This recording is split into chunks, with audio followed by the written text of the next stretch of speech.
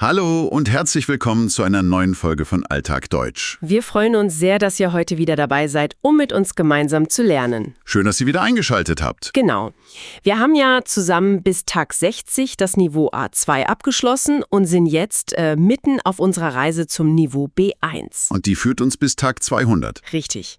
Heute sind wir bei Tag 80 Teil 1 angekommen und wie ihr es von uns gewohnt seid, beschäftigen wir uns auch heute wieder mit 15 neuen Wörtern. Wörter, die ihr hoffentlich direkt in eurem Alltag verwenden könnt. Und vergesst nicht, zu jeder unserer B1-Lektionen gibt es ja auch ein extra Fragevideo. Das bezieht sich immer auf die Mini-Story am Ende. Dort könnt ihr dann laut die Fragen beantworten und bekommt nach ein paar Sekunden auch schon die richtige Lösung. Das ist wirklich ein super Training für spontanes Sprechen. Absolut. Und für eure Aussprache, aber auch für das allgemeine Sprachgefühl, möchten wir euch wieder die Shadowing-Methode ans Herz legen. Das Prinzip ist total einfach. Ihr hört einen Satz von uns, drückt kurz auf Pause, sprecht den Satz laut nach und macht dann weiter. Das hilft echt enorm, um flüssiger zu werden und auch so die Satzmelodie zu verinnerlichen. So, und worüber sprechen wir heute? Unser Thema heute ist Musik. Ein Thema, das uns alle irgendwie begleitet, oder? Auf jeden Fall. Wir schauen uns Wörter rund um Lieder an, Instrumente, das Hören und Fühlen von Musik und musikalische Erlebnisse. Das wird eine schöne Folge, da bin ich mir sicher. Bleibt also unbedingt bis zum Ende dran. Denn dort wartet wie immer unsere Mini-Story auf euch, in der alle 15 neuen Wörter in einem Kontext vorkommen. Lasst uns loslegen. Fangen wir doch mal mit dem Herzstück von jedem Lied an. Also das, was uns mit dem Fuß wippen lässt. Oder mit dem Kopf nicken. Genau. Das erste Wort ist der Rhythmus. Im Englischen ist das Rhythm. Der Rhythmus ist ja sozusagen der Puls, der Takt von einem Musikstück. Richtig. Er gibt die Geschwindigkeit vor, die Struktur. Bei manchen Liedern ist der Rhythmus ganz klar und einfach, bei anderen, total komplex. Man spürt ihn aber eigentlich immer sofort. Ja, ein guter Beispielsatz wäre, der Rhythmus dieses Liedes ist sehr schnell und man möchte sofort tanzen. Oh ja, das kennt man ja von Latin Music oder so schnellen Popsongs. Der Rhythmus packt einen einfach. Das stimmt. Und was braucht ein guter Rhythmus, um zu einem richtigen Lied zu werden? Natürlich eine schöne Melodie. Genau, auf Englisch Melody. Die Melodie, das ist ja die Tonfolge, die wir meistens mitsummen oder nachsingen können. Ja, das ist oft das, was vom Lied im Gedächtnis bleibt. Quasi der Teil, der zum Ohrwurm wird. Oh ja, das kenne ich nur zu gut. Manchmal hat man eine Melodie tagelang im Kopf. Absolut. Ein passender Satz dazu ist: Diese Melodie geht mir nicht mehr aus dem Kopf. Ich summe sie den ganzen Tag. Ein klassischer Ohrwurm also. Genau. Aber ob eine Melodie oder ein Rhythmus gut zur Geltung kommt, hängt ja auch stark von der Qualität ab. Und damit sind wir beim nächsten Wort, der Klang. Das englische Wort wäre Sound oder auch Tone. Der Klang beschreibt die akustische Qualität von allem, was wir hören. Die Stimme einer Sängerin, ein Instrument oder eben auch technische Geräte. Man kann also sagen, eine Gitarre hat einen warmen Klang. Oder eine Stimme hat einen klaren Klang. Es beschreibt also, wie etwas klingt. Genau. Ein gutes Beispiel aus der Technikwelt ist: Der Klang der neuen Lautsprecher ist fantastisch, sehr klar und voll. Das macht einen riesigen Unterschied beim Musikhören, finde ich. Total.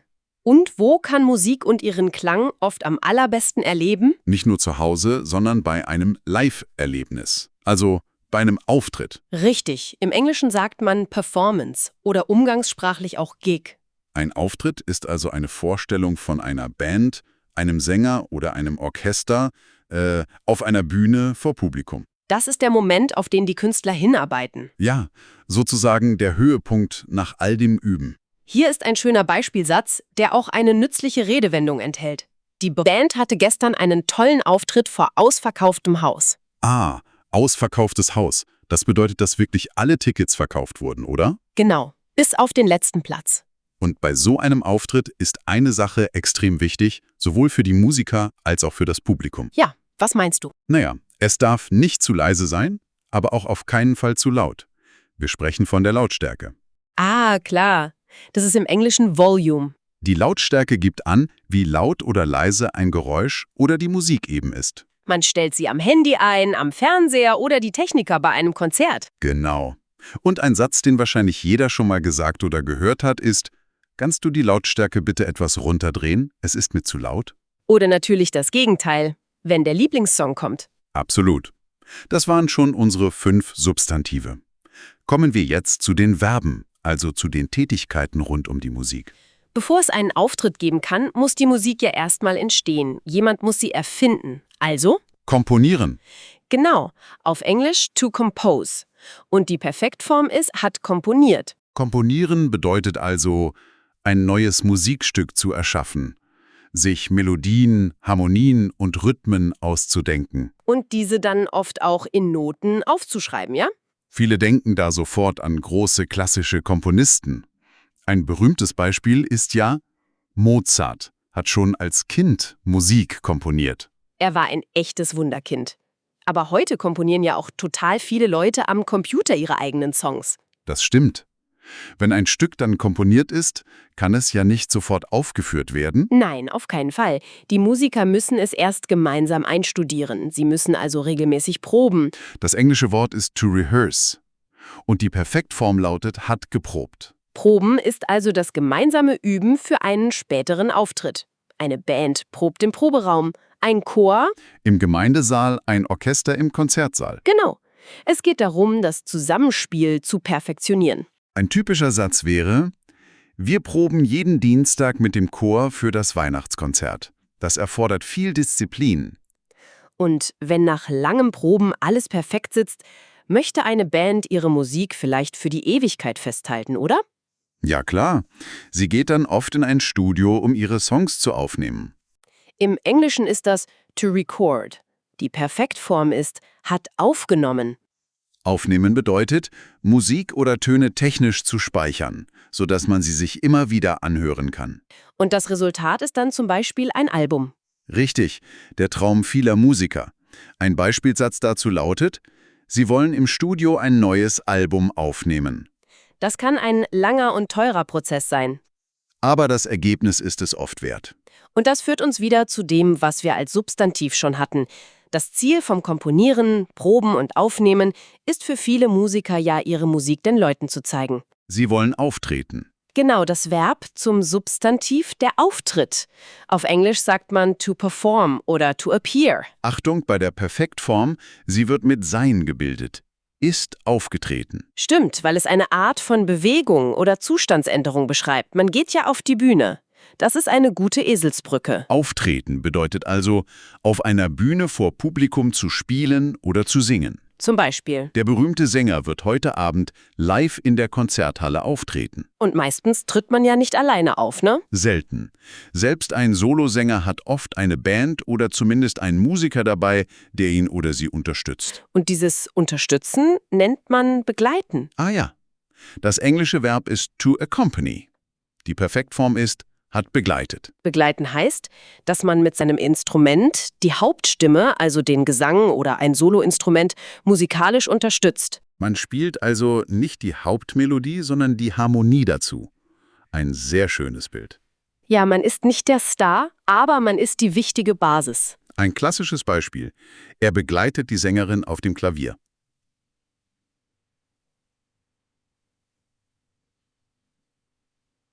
Das Klavier liefert das Fundament, auf dem die Stimme dann richtig glänzen kann. Perfekt. Damit haben wir die Verben geschafft.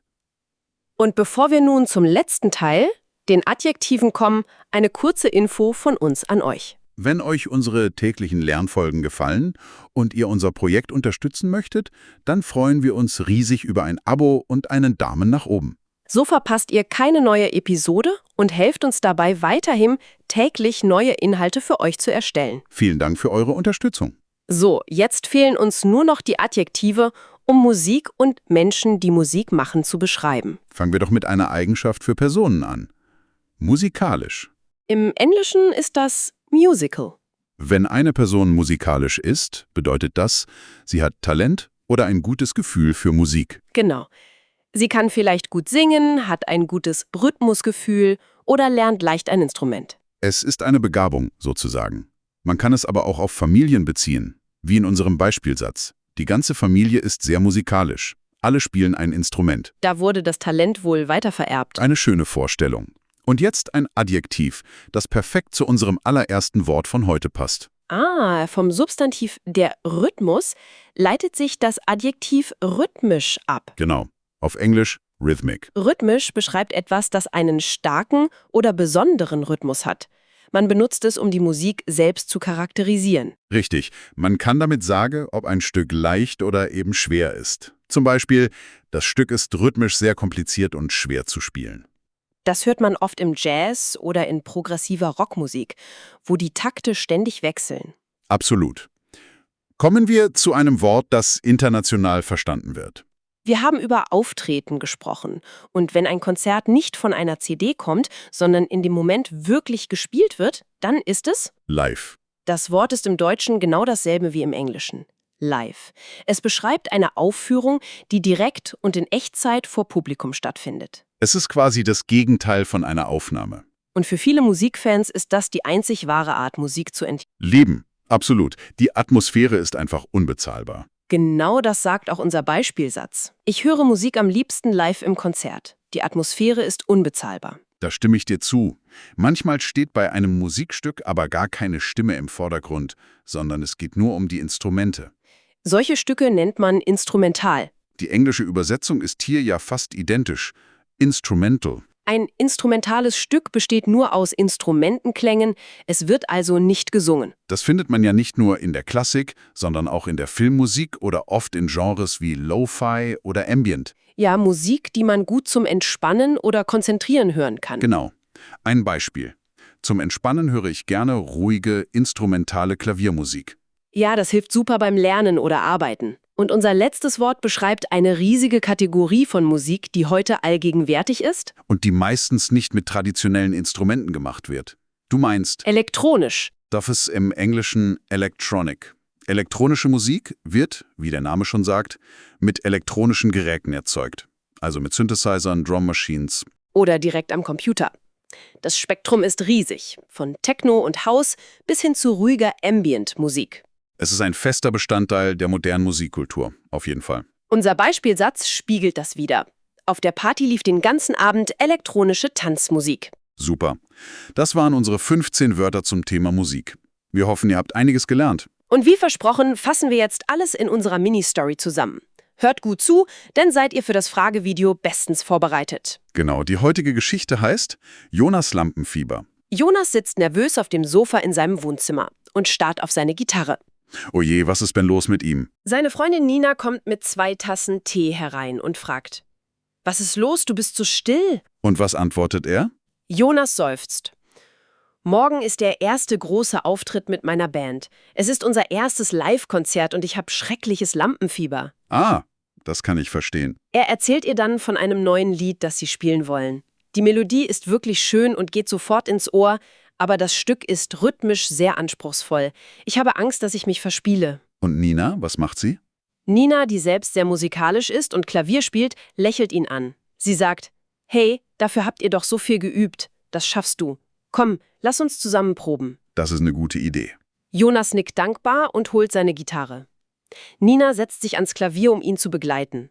Sie beginnen zu spielen. Und wie klingt das? Der Klang der akustischen Gitarre und des Klaviers zusammen ist wunderbar und füllt den ganzen Raum.